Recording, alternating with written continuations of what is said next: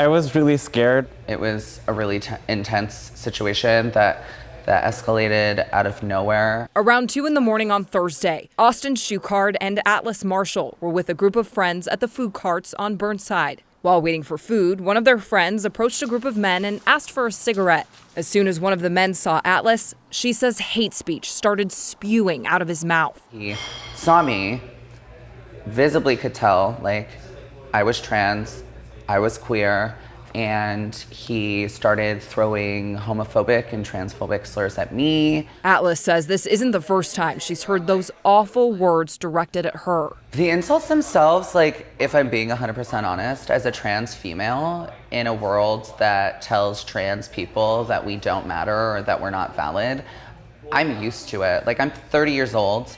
I, on multiple occasions, have had people use terrible slurs, transphobic remarks, homophobic remarks. But Thursday was the first time those insults turned into a physical attack. She says 2 men pushed her to the ground and started beating her. Austin ran to help. And I started to hear some screaming, and then I realized that it might have been from her. So I look around the corner, and she was pinned down by 2 men. Austin was able to get one of the men off Atlas, but got punched in the face and now has a broken nose and black eye. It's been very emotional. I've never really experienced first-on hate like this before.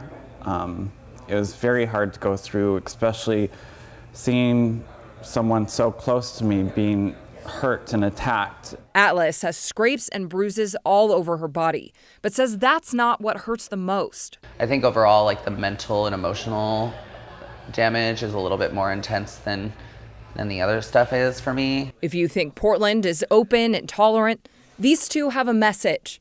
It's not always. It happens on a regular basis to trans and queer people that we are called out simply for living our truths and being 100% who we want to be. I treat people with kindness.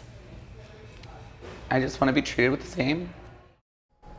Friends started a GoFundMe to help with medical bills. At last check, nearly $4,000 had been donated.